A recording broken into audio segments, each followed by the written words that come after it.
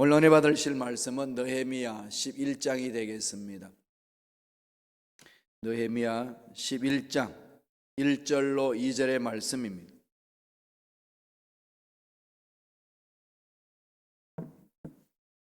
느헤미야 11장 1절로 2절 말씀 다 같이 합독하시겠습니다. 백성의 지도자들은 예루살렘에 거주하였고 그 남은 백성은 제비 뽑아 10분의 1은 거룩한 성 예루살렘에서 거주하게 하고 그 10분의 9는 다른 성읍에 거주하게 하였으며 예루살렘에 거주하기를 자원하는 모든 자를 위하여 백성들이 복을 빌었느니라. 아멘. 이 말씀으로 공동체를 살리는 사람들이라는 제목으로 은혜 말씀을 나누겠습니다. 11장에는 예루살렘 성에 거주하는 이름들이 열거되어 있습니다. 이게 왜 예루살렘 성에 거주하는 게 중요해서 이렇게 이름을 열거했을까요? 배경이 있습니다. 바벨론 포로 갔다가 70년 만에 회복돼서 스룹바벨 중심으로 성전을 건립을 하고 에스라가 와서 다시금 결속을 다지고 또 느헤미야가 와서 성벽을 완성을 합니다. 70년간 황폐되었던 곳이에요. 그래서 하나씩 만들어 가는데 그동안에 사람들 어디서 살았겠습니까? 폐허된 그 땅 위에 살지 않았겠지요. 그렇습니다. 예루살렘 성 중심으로 살지 않았고요, 바깥에서 살았어요. 성읍에. 예루살렘 성전이 건립되고 성벽이 느헤미야가 꿈을 가지고 크게 확장시켰지 않습니까? 그럼 그 안에 사람들이 몇 없어요. 그러니까 텅 빈 집 같은 거 아니겠습니까? 도시가 텅 빈 것 같아요. 그러면 어떻게 해야 되겠어요? 여기 와서 살자. 근데 그게 말 한 번 했다고 뭐 오르르 몰려들까요? 이미 삶의 터전이 마련되어 있는데 이사하기가 쉽지 않는 거죠. 그러니까 느헤미야가 이 리더십을 발휘해서 우리 함께 한번 예루살렘 성 중심으로 사는 일들을 계획해보자, 그렇게 제안을 했습니다. 달려들까요? 사람들이 참 그래요. 자기 편한 삶을 추구하지,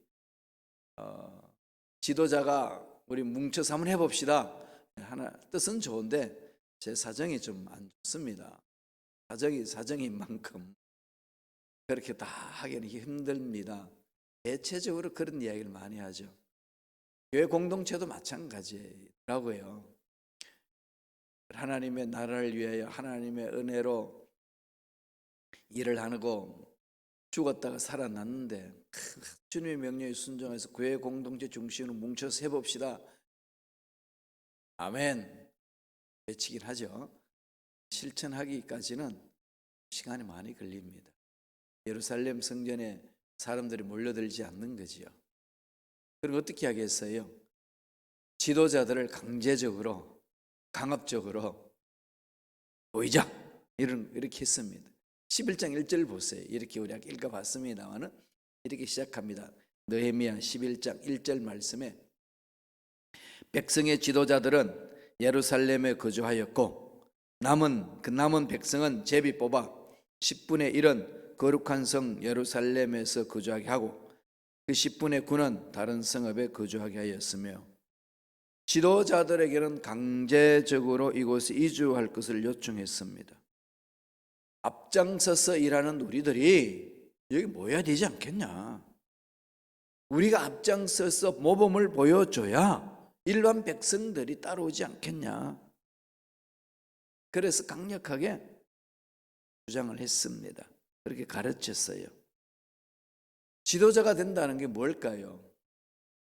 수고를 마다하지 아니하고 힘든 일을 마다하지 않냐고 달려드는 거 아니겠습니까? 이런 말씀을 하더라고요. 어떤 기업을 일으키시는 사업을 하시는 장로님인데 거기 함께 일하는 일꾼들에게는 밥을 이렇게 사주고 자기는 집에 와서 라면 끓여 먹는다고. 그게 지도자였디다. 이런 말씀을 해요. 참 이 마음에 와닿는 말씀이었어요. 희생하는 거지요. 그래야 같이 갈 수 있는 거 아니겠습니까? 예루살렘에 처음에는 안 살려고 그랬어요. 꽉하게 돼 있고 생활 터전도 힘들고 어려웠던 거죠. 그러나 그 안에 살면 하나님의 복이 얼마나 임하는지를 몰랐던 겁니다. 그래서 느헤미야가 하나님이 기뻐하시는 일을 하자 이렇게 해서 지도자 중심으로 보이기 시작했고, 그렇게 해서 그 예루살렘 성전 중심으로 예루살렘 성 안이 아주 하나님의 복을 받는 그런 공동체가 됐습니다. 이 말씀을 통해서 오늘 주시는 메시지가 있죠. 공동체를 살리기 위해서 해야 될 일들입니다. 공동체를 살리는 사람들이 어떤 모습인지를 가르쳐 주고 있습니다. 첫째로 앞장서서 희생하는 사람이 있어야 되죠. 앞장서는 게 중요해요. 앞장서서 희생하는 거. 앞장서서 군림하고 앞장서서 복을 받고 앞장서서 누리고 뭐 이런 게 아니고요. 앞장서서 희생하겠다. 그런데 그 희생 하나님이 기억하신다는 거지요. 하나님이 보상해 주신다는 거예요. 성서는 늘 그걸 강조하잖아요. 그러려면 먼저 앞장서서 희생하는 게 필요합니다. 읽어봤던 느헤미야 11장 1절에 백성의 지도자들은 예루살렘에 거주하였고 남은 백성은 제비보와 10분의 1은 거룩한 성 예루살렘에서 거주하게 하고 10분의 9는 다른 성읍에 거주하게 하였으며, 지도자들이 이제 앞장서서 나가고 또 제비를 뽑아가지고 10분의 1 해당하는 사람들 그 속에 들어오게 하는 겁니다. 뭐 풀도 무성했겠고 뭐 도로도 제대로 그냥 정돈 안 돼 있겠고 집은 고쳐야 되겠고 뭐 거기 들 짐승들이 그냥 들락날락하는 것 아니겠습니까? 거기에서 살겠다는 일반 평민들이 많이 없다는 거죠. 그래서 지도자들이 앞장서서 거기에서 했습니다. 그렇게 앞장서 나가니까 또 사람들이 나도 너도 이렇게 막 몰려들기 시작한 거죠. 그랬을 때 느헤미야가 선택을 합니다. 제비 뽑자. 누구는 오고 누구는 안 오고 그럴 수 없지 않느냐. 제비를 뽑자. 선택하는 거죠. 제비를 뽑는다는 게 뭘까요? 하나님이 선택한다. 비록 인간들이 제비를 뽑지만은 하나님이 선택한다. 이 방법을 택한 것이 민주주의 투표 방법이거든요. 물론 투표할 때 정직하게 해야 됩니다. 깨끗하게 해야 되는 거죠. 부정이 있어서는 안 돼요. 그러나 그것이 투표가 정직하게 이루어졌으면은 그 이유는 그 결과에 대해서 승복을 할 줄 아는 것이 하나님의 자녀의 마음이고 신사도를 가진 사람들의 마음이고 대장부의 마음 아니겠습니까?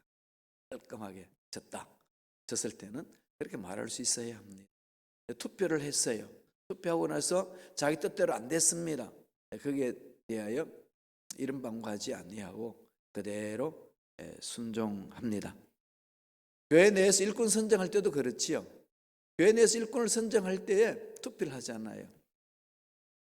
그러면은 이 장로 피택할 때에 투표하고 안수 집사 피택할 투표를 하는데 권사 피택할 때 선발할 때 투표할 때 거기 될 수도 있고 안 될 수도 있어요.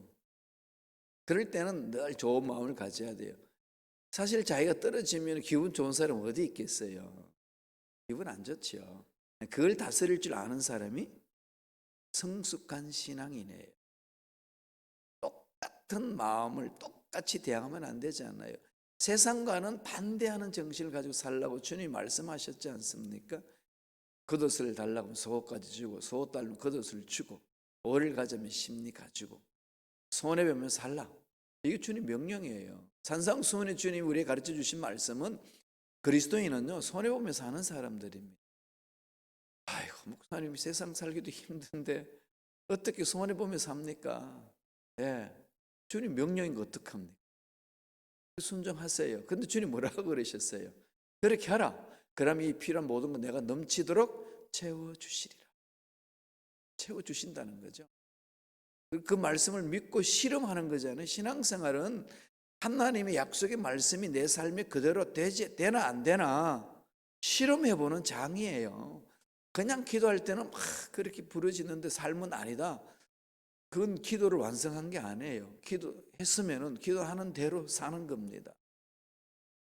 그게 믿음의 완성이거든요. 그럴 때에 하나님의 보살피시는 은혜가 있습니다.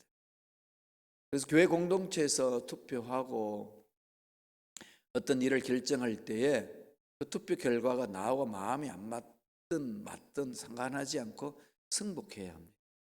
왜냐하면 제비 뽑는 것은 인간이지만 하나님이 주관하십니다. 이런 마음을 늘 마음판에 새기셔야 돼요. 그렇기 때문에 일꾼으로 쓰임받고자 하는 사람들의 마음 자세는 희생정신이 있어야 돼요. 날마다 희생하고 그냥 살아야 됩니까? 그렇게 살아야 돼요. 그러면 우리는 뭡니까? 이렇게 이야기하시는 분들이 있으시더라고요. 뭐예요? 하나님이 시키는 일을 하는 일꾼들이죠. 그런데 하나님이 책임져 주시잖아요. 살아계신 하나님이 계시는데, 우주 만물을 창조하시고 죽은 자도 살리시는 하나님이 계시는데, 우리가 세상에서 하나님 명령에 순종하면서 좀 손해본다고 하고, 교회 공동체에서 지도자로 서는 순간에요, 공격의 대상입니다. 꼭 조심하세요. 왜? 흑암의 세력들이 안 두거든요.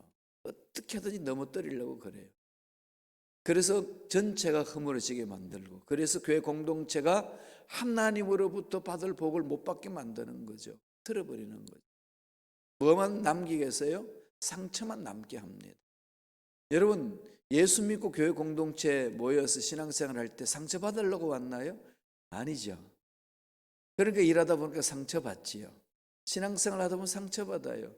그러면 그럽니다. 내가 상처받으려고 일하냐? 속된 말로 말하면 내가 돈 내고 시간 내고 열심히 헌신했는데 돌아오는 게 이거냐? 이러면서 막 짜증이 나고 불평 불만이 나고 괴로워하실 수 있잖아요. 상처받으러 온 거 아닌데, 하나님의 사랑을 체험하고 하나님의 은혜를 나누기 위해서 왔는데 유혹하는 영들이 상처를 받게끔 만들어요. 그래서 영적 싸움이라고 이야기했잖아요. 신앙생활은 영적 싸움입니다. 이거 잊지 마세요. 이걸 잊지 말고 마음판에 새기셔야 돼요. 그래야 시험 들지 않고 이겨낼 수 있습니다. 일꾼들은 그걸 극복하는 사람들이잖아요. 오늘 예루살렘 성전에 성벽을 만들어 놓고 사람들이 이제 안 보이니까 느헤미야가 지도자들이 강제로 이주시키고 10분의 1을 뽑아가지고 또 이주시킵니다. 그렇게 해서 공동체를 만들어 가요. 희생하는 사람이 꼭 필요합니다. 그리고 하나님이 선택하시는 거죠. 거기에는 어떻게 해야 될까요? 순종하는 것밖에 없어요. 순종하고 나아가면 그 이유는 하나님이 책임져 주신다는 것. 여러분 꼭 명심하셔야 돼요. 제가 이제 학생들을 대학에서 이제 가르칠 때 개척을 대학원생들이 또 목사님들도 와서 공부를 하니까 개척도 하고 하시거든요. 사회 가다 보면 힘들어요. 처음 경험해 보는 일들이 한두 가지 아니거든요. 그러니까 막 지 박히기도 하고 욕도 먹고 모함도 받고 막 이러거든요. 그래요. 도대체 목회가 뭐고 목사가 뭡니까? 묻습니다. 딱 한마디 그래요. 목사는 밟히는 존재. 밟히지 않기를 원하면 목회하지 마라. 그냥 나가서 돈 벌고 그냥 세상 살면서 그냥 평신도로 살면 된다. 부르심을 받았는데요. 그러면 부르심을 받았다는 확신이 있으면 밟히는 걸 즐겨라. 그게 목회자다. 주님이 그러시잖아요. 그죠? 십자가를 지고 따라오라. 사도 바울도 뭐라고 그랬습니까? 나는 날마다 죽노라. 그래서 날마다 자기가 죽으면 공동체는 삽니다. 그게 종의 삶이에요. 일꾼의 삶이거든. 이런 걸 배우는 거잖아요. 지도자들도, 평신도 지도자들도요, 앞장서서 나갈 때에 여러 가지 힘들어요. 난 안 해, 그게 아니고 하나님 시켜서 하는 거 아니겠습니까? 희생하고 헌신하는 것만 자꾸 새기셔야 돼요. 그래야 공동체가 살아나는 거죠. 두 번째, 어떻게 공동체가 회복되고 살아날까요? 스스로 자원하는 사람들이 모여야 돼요. 성령이 임하면은 스스로 자원하는 마음이 생기거든. 신앙생활은 자원해서 하는 거예요. 쉽게 사는 거 아닙니다. 헌금하는 것도 쉽게 사나요? 그렇게 헌금하지 마세요. 시험 듭니다. 신앙생활 못합니다. 하나님 앞에 그 마음을 달라고 기도하세요. 그리고 말씀을 믿고 한번 실천해 보세요. 그런 마음이 생겨요. 하나님은 살아계셔서 그렇게 역사하시거든요. 본문 말씀 볼까요? 2절입니다. 11장 2절 다 같이 읽습니다. 예루살렘에 거주하기를 자원하는 모든 자를 위하여 백성들이 복을 빌었느니라. 이게 무슨 말씀인가 하면은 예루살렘 성은 건설됐고 건립됐고 중수됐고 느헤미야로 인해 성벽이 다 완성됐거든요. 완성된 성벽 안에, 성 안에 이제 사람들이 거주하기를 원치 않습니다. 완벽하게 잘 갖춰주고 신도시처럼 멋지게 했으면 너나 나나 할 것 없이 뛰어들겠는데 그 당시 무슨 기술이 있겠습니까? 무슨 또 자원이 풍부해서 그렇게 멋지게 만들었겠습니까? 그냥 이방 민족들이 쳐들어오지 못하도록 벽을 세우는 것 뿐이 아니겠어요. 그러니까 거기 살기 불편한 거예요. 안 들어가려고 그러는 거죠. 그래서 느헤미야가 강제적으로 지도자들부터 들어와라 이렇게 세우고, 그리고 10분의 1을 뽑아가지고 세우고, 또 뭐 아무나 또 들을 수 없으니까 제비 뽑자. 왜냐하면은 느헤미야가 너 들어오고 넌 안 돼 이렇게 할 수 없는 거 아니겠어요. 제비 뽑아서 다 넣었습니다. 거기 들어가는 데 있어서 힘들고 어려운 상황이거든요. 희생을 감수해야 합니다. 그런데 거기 들어가 살겠다는 그 사람들 중에서 자원해서 오는 사람들, 제비를 뽑아서 들어오는 사람들 있잖아요. 백성들이 어떻게 합니까? 축복해 줍니다. 이건 하나님의 마음이거든요. 이 성 안에 살면 어떻게 될까요? 복을 누리라, 그 말씀을 주셨지 않습니까? 힘들고 어려운 상황들을 해나갈 때에 늘 말씀이 있으면 감당해 나갈 수가 있습니다. 사람들이 많이 몰리는 것에는요 멸망의 길이 많습니다. 이게 달콤하거든요.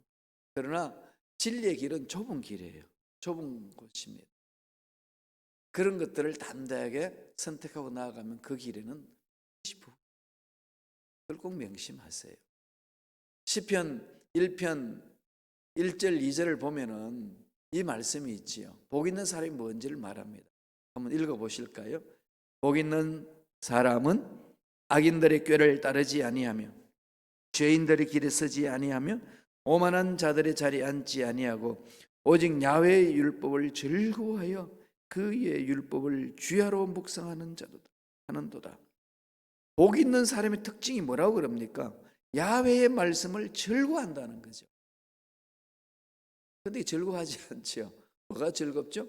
재미있는 TV 드라마 보는 게 즐겁죠. 이게 즐거워하기 쉬운가요? 어떻게 보면 좁잖아요. 이 길은 세상에 열려진 길들은요 넓습니다. 그럼 말씀 위에 서서 말씀을 가지고 즐거워하는 거 쉽지 않아요. 돈 버는 건 즐겁지 않아요, 그죠? 말씀이 내 마음판에 새기는 것, 이게 그렇게 즐거울까요? 즐거워야 되는데 그렇지 않아요. 근데 이 맛을 한번 보기 시작하면 못 버리죠. 이 맛을 알면은 안 되는데 맛을 보지 못하도록 흑암의 세력들은 방해를 하거든. 먼저 마음의 상처를 받게 가지고 못 들어오게 합니다. 그 안으로 들어가지 못하게 하는 거죠. 그러니까 이 속에 참 들어와서 하나님의 기뻐하는 삶을 산다는 게 생각처럼 쉽지는 않습니다. 쉽지는 않아요. 주님 우리에게 말씀하셨거든요. 마태복음 보실까요? 7장 13절 14절 다 같이 읽겠습니다. 좁은 문으로 들어가라. 멸망으로 인도하는 문은 크고 그 길이 넓어 거리로 들어가는 자가 많고 생명으로 인도하는 문은 좁고 길이 협착하여 찾는 자가 적음이라. 그건 우리가 살면서 다 경험하는 바죠. 여기에서 정신 똑 똑바로 차리고 분별하셔서 가야 돼요. 상식적으로 한번 생각해 보시자고요. 여러분, 세상 사는 거 한평생 120년을 잡읍시다. 나요? 안에 유엔에서 요새 그건 충분히 살 수 있다고 지금 하기도 하지 않아요? 의술이 발달해서 120년을 잡고 길죠, 그죠? 어떻게 보면은. 근데 영혼에 비하면 120년 아무것도 안 해요. 이 지구가 우주 속에 있잖아요. 우주 바깥에서 지구 보면 점처럼 보일까요? 점으로도 안 보인다는 거죠. 더 멀리 가면. 이런 광활합니다. 영혼도 엄한 거죠. 우리 머릿속에는 영혼이라는 시간 개념이 없잖아요. 모르니까. 그러나 성경에서 아무리 영혼을 이야기를 해도 마음에 와닿지 않죠. 그러니까 눈에 보이는 것에만 집중하거든요. 그러나 여기에서 눈에 보이는 건 아등바등합니다. 예, 물론 몸부림치며 살아야 돼요. 그러나 없어질 것들이 없어져요. 없어질 것 때 마음 다 빼앗기면요 너무 허무해집니다. 공허하죠. 뭔가 싶은 얻기 위해서는 몸부림칠 때까지는 괜찮은데 딱 얻고 나면 그 이후부터는 걷잡을 수 없습니다. 인생이 그렇잖아요. 허무하다고 인생 끝나나요? 아니잖아요. 없어질 것에 마음 뺏기지 말고 영원한 것에 마음을 두어야 돼요. 그 훈련을 해야 됩니다. 그건 훈련 아니고는 안 돼요. 그렇게 해야 좁은 문으로 들어갈 수 있고 하나님이 참으로 기뻐하시는 그 은혜를 막 체험할 수 있습니다. 이렇게 훈련하는 것이 신앙생활이에요. 악한 영들은 이 속에 못 들어가게 방해하는 겁니다. 요새 마귀들이 어떻게 장난치는지 압니까? 어떻게 핍박할까요? 말씀은 듣긴 하는데 말씀대로 살지 못하도록 해방 놓아요. 더 재미있는 얘기들을, 더 재미있는 거리들을 세상에 많이 보게 합니다. 편안하게 만들어줘요. 사람이 편안해질수록 하나님 말씀 찾지 않습니다.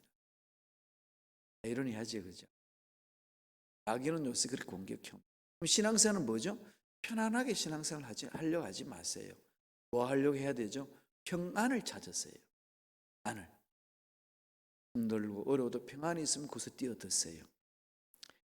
편안함 속에 평안 보장되지 않습니다. 그래서 우리는 좁은 길로 가고 하나님 은혜를 사모하는 거죠. 이렇게 하려면은 말씀 안에서 스스로 서는 훈련을 해야 됩니다. 성령의 기름 부심이 있어야 돼요. 성령으로 충만해야 됩니다. 성령이 인도해 주셔야 육체의 소욕을 이길 수 있고 말씀에 설 수 있습니다. 성령이 임하면은 어떤 공통점이 있을까요? 마음이 이렇게 자유함이 있어요. 자원하는 마음이 생깁니다. 누가 시켜서 하지 않고 자원하는 거죠. 여러분 새벽 예배 일어나서 하는 것은 시켜서 하는 것보다 자원해서 하는 거죠. 하나님 부르시니까, 하나님 인도해 주시니까 그렇게 하는 거 아니겠습니까? 하나님 은혜가 그렇게 임한다는 겁니다. 우리 11장 2절 한 번 더 보실까요? 느헤미야 11장 2절 다 같이 읽겠습니다. 예루살렘에 거주하기를 자원하는 모든 자를 위하여 백성들이 복을 빌었느니라. 예. 하나님의 은혜를 알고 달려드는 자들, 하나님이 그를 위하여 축복하라고 마음을 감동시켜 주는 거지. 그래서 저와 여러분들은 늘 지도자들을 위해서 기도하셔야 돼요. 목사님을 위해서, 전사님들을 위해서, 또 평신도 지도자들을 위해서, 또 일꾼들은 평신도를 위해서 끊임없이 기도해야 됩니다. 서로 축복해 줘. 그렇게 해서 공동체를 만들어 갑니다. 오늘 본문 말씀 뭐죠? 폐허가 된 예루살렘 다시 중수하고 성벽을 쌓고 너무 넓게 만들어서 앞으로 하나님이 축복해 줄 것을 바라보고 내면 그렇게 만들었거든요. 그런데 사람이 안 들어와요. 그래서 지도자들부터 헌신해서 들어오게 하는 겁니다. 앞장서서 헌신하고 희생하는 사람들을 통해 공동체를 이루는 거죠. 그리고 그런 사람들을 통하여 은혜가 임하고 하나님 은혜 속에 들어갈 때에 은혜 받은 사람들의 특징은 자원한다. 자원해서 달려드세요. 그 속에 은혜가 더 넘쳐납니다. 하나님이 그 믿음을 보시고 멋지게 앞날을 열어주시고 이끌어 주시리라 믿습니다. 그 은혜가 저와 여러분 삶에 넘쳐나길 간절히 축원합니다. 기도하겠습니다. 하나님 아버지 감사합니다.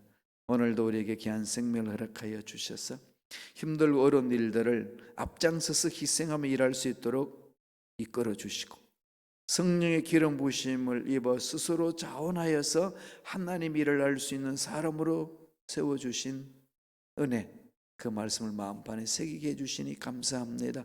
예루살렘이 그렇게 해서 회복되었듯이 우리 신앙도 어렵고 힘든 이 상황 속에도 그렇게 은혜에 사로잡혀서 자원함으로 앞장서서 희생할 때에 놀라운 역사가 일어날 줄을 믿습니다. 믿고 기도하고 달려갑니다. 역사하여 주옵소서. 우리 앞날을 방해하는 마귀들은 떠나갈지어다. 말씀에 서지 못하도록 방해하는 모든 원수 마귀들은 사라질지어다. 머리부터 발까지 육체의 질병도 예수 이름으로 매노니 깨끗하게 낫는 역사가 일어날지어다. 은혜에 감사하여 예물드립니다. 예물드린 성길 기억하여 주시고 하늘 문을 열어주시고 형통케 하여 주시고 성령의 놀라운 기름 부으심 가운데 성령을 따라 행함으로 자원하여 하나님의 일을 하게 하여 주시고 희생하는 것도 마다하지 아니하고 덤벼들 수 있는 믿음의 일꾼들의 삶이 되게 역사하여 주시옵소서. 감사와 찬양을 드리옵고 예수님 이름으로 축복하며 기도드리옵나이다. 아멘.